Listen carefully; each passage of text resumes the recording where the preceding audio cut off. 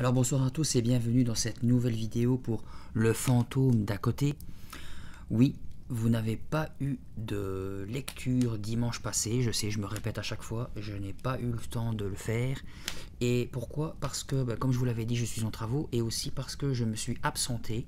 En fait, ce que je voulais faire, j'ai même failli ne pas sortir de vidéo ce dimanche parce que j'ai été dans un chalet en plein milieu des bois et je me suis dit, tiens, ça serait super cool que je fasse un petit projet que j'avais en tête.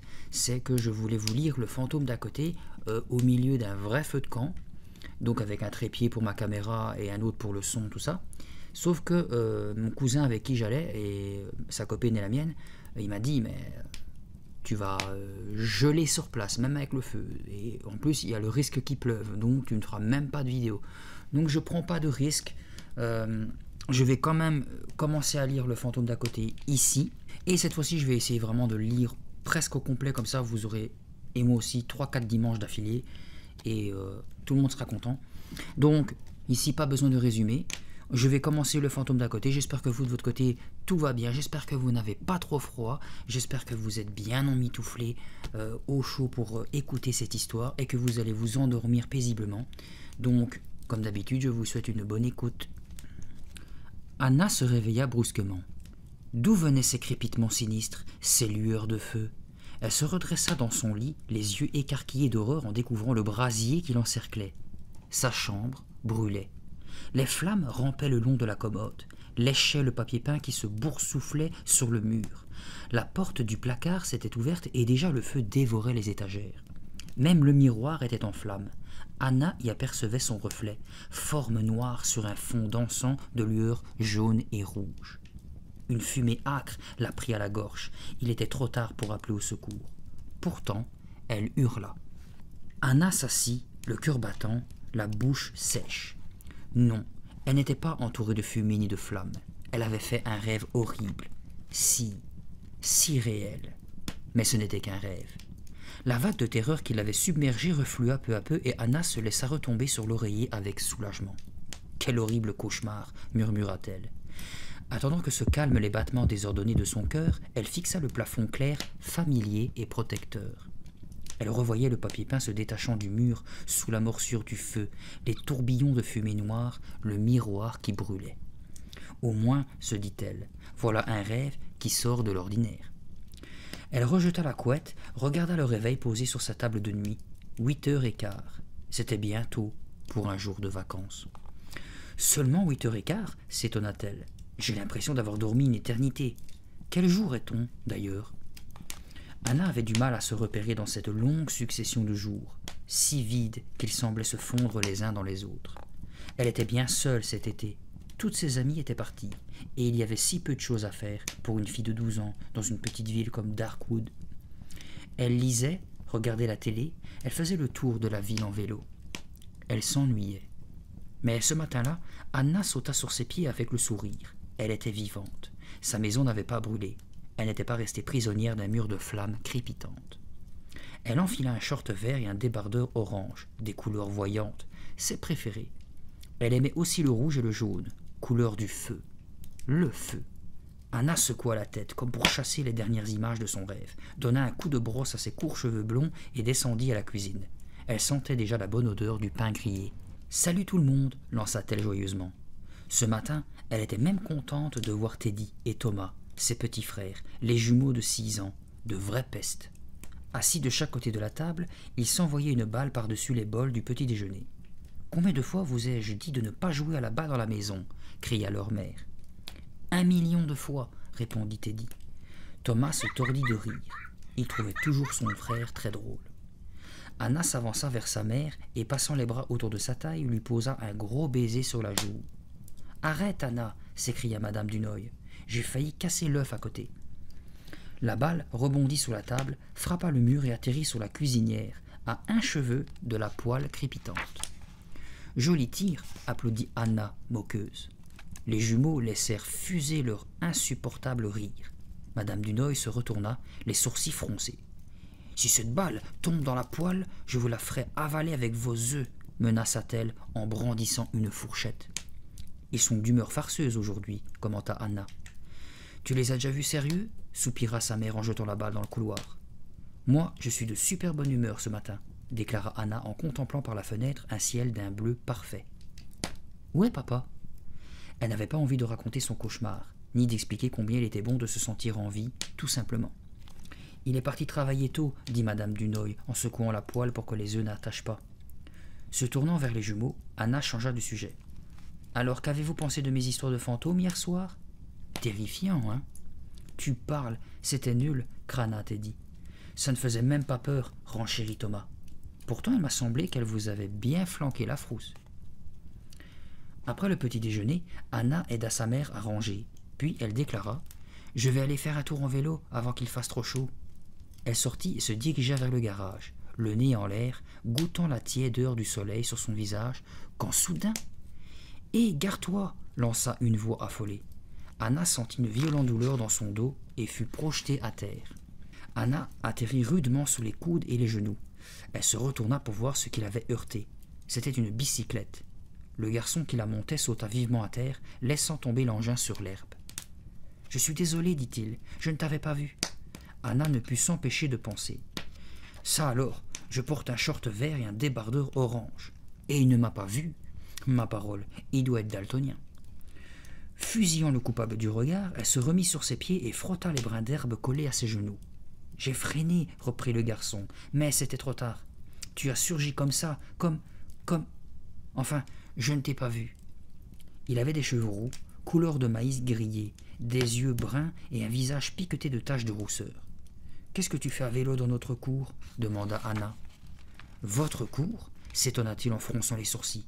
« Et depuis quand ?»« Depuis bien avant que je sois né, » répliqua Anna sèchement. « Et tu habites cette maison » enchaîna-t-il, visiblement intrigué.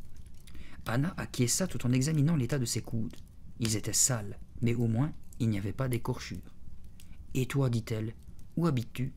« À côté, répondit-il en désignant la bâtisse en bois de style ranch, de l'autre côté de l'allée. « Hein » Anna le regarda stupéfaite. « C'est impossible, déclara-t-elle. « Comment ça, impossible ? Cette maison est vide. Elle est inhabitée depuis le départ de la famille Dodson. Eh bien maintenant, elle ne l'est plus. Nous y vivons, maman et moi. » « Ça ne tient pas debout, se disait Anna. Comment ont-ils pu s'installer à côté sans que je m'en aperçoive ? Hier encore, j'ai joué dans le jardin avec les jumeaux une bonne partie de l'après-midi et cette maison était fermée. J'en suis sûre. » Et elle demanda « Comment tu t'appelles ?»« Je m'appelle Danny. Danny Anderson. Moi c'est Anna. J'ai 12 ans. Et toi ?»« Pareil. » Il se pencha pour examiner son vélo, enleva une touffe d'herbe qui s'était accrochée dans les rayons de la roue arrière. « Eh bien, Anna, dit-il, nous sommes voisins. Mais comment ça se fait que je ne t'ai encore jamais vue ?»« Tu veux dire comment ça se fait que je ne t'ai pas encore vue ?» répliqua-t-elle. Danny haussa les épaules en esquissant un sourire timide. « Tu viens d'emménager ?» poursuivit Anna, voulant élucider ce mystère. « Non, répondit-il, les yeux fixés sur son vélo. « Non. Alors tu habites ici depuis combien de temps ?»« Ça fait un moment. »« C'est impossible, continuait de penser Anna. Elle s'apprêta à poser une nouvelle question quand une voix aiguë l'interpella. « Anna, Thomas ne veut pas me rendre mon Game Boy. » C'était Teddy qui criait depuis le seuil de la cuisine. « Dis-le à maman, rétorqua Anna. La porte claqua bruyamment. Anna se tourna à nouveau vers Danny, mais le garçon n'était plus là. Il avait disparu comme par enchantement. Le facteur passait habituellement un peu avant midi. Anna courut à la boîte aux lettres pleine d'espoir, mais il n'y avait pas de courrier. Déçue, elle monta dans sa chambre et rédigea aussitôt une lettre à son amie Sarah. « Chère Sarah, j'espère que tu ne t'amuses pas, parce que tu n'as pas tenu ta promesse. Tu m'avais dit que tu m'écrirais chaque jour, et je n'ai encore rien reçu. Tu ne peux pas imaginer à quel point je m'embête ici. C'est mortel. Hier soir, je m'ennuyais tellement que j'ai allumé un feu derrière le garage pour faire plaisir aux jumeaux. On a fait semblant d'être dans un camp de vacances, et je leur ai raconté d'épouvantables histoires de fantômes. Des histoires si terrifiantes que je commençais même à voir des ombres bizarres bouger autour de nous. Il s'est tout de même passé quelque chose ici. Nous avons des nouveaux voisins. Il y a un garçon de notre âge, un rouquin, il s'appelle Danny. Mais quand sont-ils arrivés? Mystère. Pourtant, un camion de déménagement, ça se voit, non? Je vais mener ma petite enquête et la prochaine fois j'aurai sans doute du nouveau à te raconter. Mais maintenant, c'est à toi de m'écrire. Si je ne reçois pas très vite une lettre, je te souhaite de tomber dans un fossé plein d'orties. Je t'embrasse, Anna. Anna plia sa lettre et la glissa dans une enveloppe. De son bureau, elle apercevait la maison d'à côté. « Je me demande si c'est la chambre de Danny, » pensa-t-elle en fixant la fenêtre presque en face de la sienne. Mais les rideaux étaient tirés. Anna dévala l'escalier, sa lettre à la main, et sortit. Il faisait très chaud dehors. Il n'y avait pas un souffle d'air. Anna jeta un coup d'œil vers la maison voisine, mais elle ne remarqua pas le moindre signe de vie. La porte était fermée, et derrière la baie vitrée, le salon paraissait inhabité. On aurait dit une maison vide. Anna décida de marcher jusqu'à la poste. Une petite promenade lui changerait les idées. Tout en fredonnant, elle passa devant la maison de Madame Quentin. Cette dernière était penchée sur un massif et enlevait les fleurs fanées. « Bonjour, madame, vous allez bien ?» Madame Quentin ne leva même pas la tête. « Quelle vieille harpie !» grommela Anna. « Elle fait semblant de ne pas me voir. » Elle poursuivit son chemin en fredonnant. Pour arriver à la poste, il suffisait de traverser le petit jardin municipal, autour duquel se trouvait également une banque, un salon de coiffure, une épicerie et un garage. Il y avait aussi la boutique de Harper, le marchand de glace, et le restaurant Colin. Par la vitrine du salon de coiffure, Anna apercevait Ernest, le coiffeur, qui lisait un magazine assis dans l'un de ses fauteuils en attendant un éventuel client. « Quelle vie intense dans cette petite ville !» ironisa Anna. Elle traversa le jardin et glissa son enveloppe dans la boîte aux lettres. Elle s'apprêta à faire demi-tour lorsque retentirent des exclamations furieuses. Le vacarme provenait de l'arrière du bâtiment. Un homme proférait des injures. Des voix jeunes lui répondaient sur le même ton. Puis Anna entendit un jappement aigu, un cri de bête blessée. « Hé !» cria Anna en se précipitant. « Qu'est-ce qui se passe ?» Monsieur Chesney, le postier, menaçait du poing un grand chien efflanqué qui gémissait, la tête basse. Il y avait 3 garçons, Danny et 2 autres, qu'Anna n'avait jamais vus. L'un d'eux, un grand maigre avec une tignasse blonde, saisit l'animal par le cou et le caressa pour le calmer. « Vous n'avez pas le droit de jeter de pierre à mon chien !» cria-t-il. Son compagnon, un petit gars trapu avec une drôle de tête hérissée de cheveux raides, fixait le postier, les poings serrés. Danny, tout pâle, reculait prudemment. « Fichez le camp d'ici, bande de voyous !» gronda le postier. C'était un gros homme rougeau, totalement chauve, qui avait une énorme moustache et un long nez pointu. « Je dirai à mon père que vous avez blessé Rusty, » menaça le grand blond. « Tu pourras lui dire aussi que tu t'es montré grossier envers un fonctionnaire de l'État, » répliqua le postier, « et que je déposerai une plainte contre vous si je vous surprends encore une fois ici, sale voyou. »« Nous ne sommes pas des voyous, » répliqua le petit brun. Les 3 garçons remontèrent la ruelle en courant, le chien sur leurs talons. Monsieur Chesney passa devant Anna, tellement hors de lui qu'il la bouscula sans même lui jeter un regard, et poussa la porte du bureau de poste en jurant. « Quel sale type !» pensa Anna. Tous les gosses de Darkwood détestaient le postier, et il les détestait aussi. Il ne cessait de les injurier parce qu'ils traînaient dans le jardin, parce qu'ils écoutaient de la musique, parce qu'ils riaient trop fort ou parce qu'ils osaient jouer dans sa ruelle. Un soir d'Halloween, Anna et toute une bande de copains avaient voulu dessiner des monstres sur ses fenêtres avec de la peinture en bombe. Mais M. Chesney n'était pas d'humeur à supporter les farces d'Halloween. Les enfants l'avaient trouvé debout devant sa porte, un énorme fusil à la main. Ils avaient rebroussé chemin, déçus, mais surtout très effrayés. La ruelle avait retrouvé sa tranquillité et Anna repartit vers le jardin en pensant à Danny. Il lui avait paru si terrifié, si pâle, qu'il semblait presque transparent sous le soleil torride de l'après-midi, comme si la lumière l'avait traversé. Ses 2 copains, eux, n'avaient guère l'air impressionnés, des vrais durs, ou alors ils faisaient semblant. « Je crois que je vais rentrer, » soupira Anna. « Il y a sûrement un feuilleton à la télé. » Elle s'engagea dans l'avenue bordée de grandes ormes. Leur feuillage était si épais qu'il ne laissait presque pas passer les rayons du soleil. Elle avait fait la moitié du chemin quand elle crut distinguer une silhouette noire entre les arbres. Anna la prit d'abord pour une branche qui bougeait. Mais ce n'était pas une branche. C'était bien quelqu'un. L'inconnu se tenait dans les ombres mouvantes de feuilles, très grand, enveloppé d'un large manteau noir, le visage dissimulé. Anna sentit un frisson glacé la parcourir. Qui est-ce? Pourquoi se cache-t-il? Pourquoi m'observe-t-il? L'inconnu leva lentement la main comme pour lui faire signe d'approcher. Le cœur battant à se rompre, Anna fit un pas en arrière. Y avait-il vraiment quelqu'un? Tout à coup, Anna n'était plus sûre de ce qu'elle voyait. Une mystérieuse silhouette d'homme ou juste un jeu d'ombre et de lumière? Alors elle entendit un chuchotement. « Anna! Anna !» La grande ombre noire s'approchait lentement. « Non !» cria Anna. La panique l'envahit et elle s'enfuit en courant. Ses genoux tremblaient, ses jambes étaient de plomb, mais elle se força à courir plus vite, plus vite. Est-ce qu'il la suivait? Les poumons en feu, Anna traversa la rue sans même regarder s'il n'y avait pas de voiture. Elle était presque arrivée chez elle. Est-ce qu'il la suivait? Elle n'osait pas se retourner. Les ombres des arbres l'enveloppaient, la relâchaient, semblant jouer avec elle comme un chat avec une souris. « Anna! Anna !»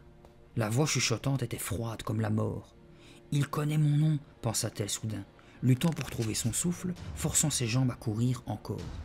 Brusquement, elle s'arrêta et fit face. « Qui êtes-vous? Que me voulez-vous » Mais il n'y avait personne. Fouillant du regard les haies bordant les jardins, les ouvertures sombres des portes de garage, Anna cherchait en vain la haute silhouette noire qui avait murmuré son nom. La vision qui l'avait à ce point terrifiée n'était probablement qu'une illusion d'optique. Oui, mais une illusion d'optique peut-elle vous appeler par votre nom? Je lis trop d'histoires de fantômes, pensa Anna. Alors je vois des silhouettes dans les ombres des arbres et j'entends mon nom dans le bruissement des feuilles. Un peu rassarénée, mais pas encore tout à fait rassurée, elle rentra à la maison et referma vivement la porte derrière elle. Pendant le dîner, Anna décida de ne pas raconter cette histoire à ses parents. De toute façon, ils ne la croiraient pas. Elle préféra parler des voisins. Quoi? La maison des Dodson est occupée? Son père, la fourchette en l'air, fixait Anna à travers ses lunettes carrées, tout étonné. Il y a un garçon de mon âge, précisa Anna. Il s'appelle Danny. C'est un rouquin plein de taches de rousseur. Plutôt sympa. Ça, c'est bien, fit distraitement sa mère, qui essayait d'empêcher les jumeaux de se jeter leur purée à la tête. Anna n'était même pas sûre qu'elle ait bien entendu. Elle reprit. Je me demande comment ils ont pu s'installer sans qu'on s'en aperçoive. As-tu remarqué un camion de déménagement ces jours-ci? Non, dit son père, en se remettant à manger. Tout de même, c'est bizarre, non? Insista Anna. À cet instant, Thomas tomba en arrière avec sa chaise. Sa tête heurta violemment le plancher et se mit à hurler. Son père et sa mère se précipitèrent vers lui, tandis que Teddy criait de sa voix perçante. « Je l'ai pas poussé, c'est pas moi, j'ai pas fait exprès !» Constatant que personne ne s'intéressait à son énigme, Anna rapporta son assiette à la cuisine et monta dans sa chambre. Penchée à sa fenêtre, elle observa longuement le mur de la maison d'à côté, aux vitres obscurcies par des rideaux. « Danny, dit-elle à mi-voix, qui es-tu? D'où viens-tu » Quelques jours plus tard, en fin d'après-midi, elle aperçut Danny dans la cour. « Salut !» dit-elle, toute heureuse. Il s'amusait à lancer une balle de tennis contre sa maison. La balle faisait un petit bruit sec chaque fois qu'elle heurtait le mur de bois. « Oh, salut, ça va ?» fit Danny en sursautant.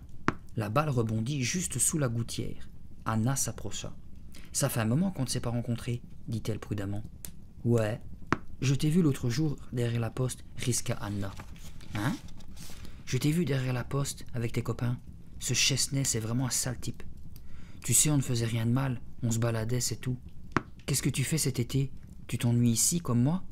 C'est à peu près ça. » Danny manqua la balle et dut la poursuivre jusqu'au garage. En revenant, il dévisagea Anna comme s'il la voyait pour la première fois. « C'était Alain et Fred, expliqua-t-il, des copains de l'école. »« Comment peut-il avoir des copains d'école ici, s'il vient juste d'emménager ?» s'interrogea Anna. Elle reprit. « Où vas-tu en classe? »« Au collège de l'avenue des Ormes. »« Eh, mais c'est mon école !» s'écria Anna. « Pourquoi on ne s'est jamais rencontrés? Tu es dans quelle classe? »« Je vais entrer en 5e. »« Moi aussi !» s'écria Anna. « Tu connais Sarah Clade? »« Non. »« Et Alex Goodman, tu le connais ?» Danny secoua la tête. « Je ne vois pas qui c'est. »« Ça c'est bizarre, pensa tout haut Anna. » Danny lança la balle un peu trop haut. Elle tomba sous le toit et roula dans la gouttière. « Zut !» grogna Danny, l'air embêté. « Alors tu es dans la même école et dans la même classe et tu ne connais pas ses élèves? En plus, je ne t'ai jamais vu. Comment ça se fait? »« Je n'en sais rien, avoua-t-il en grattant sa tête rousse. »« C'est bizarre, » répéta Anna. Comme il se dirigeait vers le garage, Danny entra dans l'ombre de la maison. Anna eut alors l'étrange impression qu'il était absorbé par l'obscurité. « C'est impossible, se disait-elle. Si nous étions dans le même collège, je l'aurais déjà perçu. Il me raconte des histoires. » Danny était devenu invisible. « Où est-il passé ?» murmura Anna. Elle se rappela soudain leur première rencontre, quand il avait disparu si brusquement. Cette fois encore, il s'était évanoui comme un fantôme. Un fantôme. Le mot avait jailli dans la tête d'Anna. Au même instant, Danny réapparut, traînant derrière lui une lourde échelle métallique. « Qu'est-ce que tu vas faire ?» s'inquiéta Anna. « Mais récupérer ma balle, dit-il. » Il appuya l'échelle contre le mur et commença aussitôt l'escalade. « Ne monte pas, supplia-t-elle, prise d'un brusque frisson. « Quoi ?» cria Danny, déjà perché sur le dernier barreau. « Descends, Dany. Pourquoi avait-elle cette étrange sensation au creux de l'estomac? Ne t'inquiète pas, lança Dany, je suis un véritable acrobate. Maman dit toujours que je devrais me faire engager dans un cirque.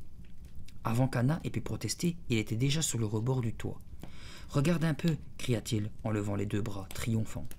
Une épouvantable angoisse serrait maintenant la poitrine d'Anna comme un étau. Dany, s'il te plaît, descends. Sans l'écouter, Dany se pencha pour retirer la balle de la gouttière. Anna retenait son souffle. Soudain, il perdit l'équilibre, ses yeux s'agrandirent de surprise, ses mains battirent l'air, cherchant à agripper quelque chose, et il tomba. Anna poussa un cri et ferma les yeux. « Il faut que j'appelle à l'aide !» Malgré sa peur, elle s'obligea à regarder par terre, là où Dany était tombé. À sa profonde stupéfaction, elle le découvrit debout, sur ses deux pieds. « Tu n'as rien ?» bégaya-t-elle. Dany se contentait de sourire sans répondre. Et Anna pensait « Mais il est tombé du toit, et ça n'a pas fait de bruit. » Saisissant Dany par l'épaule, elle le secoua. « Tu es sûr que tu vas bien ?»« Tout à fait bien. Je suis comme les chats. Je retombe toujours sur mes pattes. » Et il fit passer sa balle tranquillement d'une main dans l'autre. « Tu m'as flanqué une de ces trouilles !» cria Anna, sa peur se muant soudain en colère. « Tu aurais pu te tuer. » « Ça ne risquait pas, fit-il avec un drôle de petit rire, et il se remit à lancer sa balle. « Je t'ai vu tomber la tête la première, reprit Anna. Comment tu t'es pris pour atterrir sur tes pieds ?»« Magie, magie, chantonna Dany. Mais. À ce moment, on appela. Anna! C'était sa mère, debout sur le seuil de la cuisine. Oui, maman, je sors faire des courses. Peux-tu surveiller Thomas et Teddy? Anna se tourna vers Dany. Il faut que j'y aille, à plus tard. Salut, répondit-il avec un grand sourire. Le bruit de la balle rebondissant sur le mur de bois accompagna Anna tout le long de l'allée. Elle revoyait Dany basculant du toit et continuait de se demander comment a-t-il pu retomber sur ses pieds sans faire le moindre bruit. Dans la cuisine, sa mère fouillait dans son sac à la recherche de ses clés de voiture. « Je n'en ai pas pour plus d'1 heure, dit-elle. Tâche d'empêcher tes frères de s'étriper l'un l'autre, si tu peux. »« J'étais avec Dany, dit Anna. Tu sais, notre nouveau voisin. » Madame Dunoï avait enfin mis la main sur ses clés. Elle ferma son sac et se dirigea vers la porte. « Ce garçon, Dany, tu l'as vu ?» insista Anna. Mais Madame Dunoï était déjà partie. Après le dîner, Anna monta dans sa chambre et se dirigea vers la fenêtre en pensant à Dany. Repoussant les rideaux, elle appuya son front contre la vitre froide et observa longuement la maison d'à côté. Le soleil avait disparu derrière les arbres. La bâtisse était plongée dans l'ombre et les fenêtres masquées par d'épais rideaux ne laissaient pas filtrer la moindre lumière. On aurait dit une maison morte. Anna réalisa soudain qu'elle n'avait jamais vu personne y entrer ni en sortir. Elle recula, saisie d'effroi. Elle se rappela le matin de sa première rencontre avec Dany quand il avait surgi de nulle part pour disparaître presque aussitôt. Elle se rappela comment il avait semblé se fondre dans l'ombre de la maison quand il était parti chercher l'échelle. Elle se rappela sa chute silencieuse. Dany apparaissait et disparaissait comme un fantôme. « Arrête de penser à des trucs pareils, » se reprocha-t-elle à elle-même. « Les histoires de fantômes, ça commence à bien faire. » Mais trop de questions sans réponse se bousculaient maintenant dans sa tête. Comment Dany et sa mère avaient-ils pu s'installer sans que personne ne le remarque? Comment pouvait-il être dans le même collège, dans une des 6e, sans qu'elle l'ait jamais rencontré? Il ne connaissait pas les copains d'Anna et elle ne connaissait pas les siens. Pourquoi? C'était vraiment trop bizarre. Si seulement Anna avait eu quelqu'un avec qui discuter de tout ça, mais ses amies étaient toutes parties et ses parents n'écouteraient même pas de pareilles balivernes. Il faut que je trouve une preuve, se dit-elle. Et pour commencer, elle résolut d'aller voir de plus près la maison d'à côté. Elle sortit discrètement, refermant sans bruit la porte derrière elle. La nuit était tiède et paisible, à peine éclairée par un pâle croissant de lune. Les grillons chantaient dans l'herbe. La maison des Anderson formait une masse sombre et silencieuse contre le ciel nocturne. On apercevait de la lumière dans la cuisine. Le cœur battant, Anna monta les 3 marches de ciment et appuya son visage contre la porte vitrée, essayant de voir à l'intérieur. Soudain, elle poussa un cri et recula d'un bond.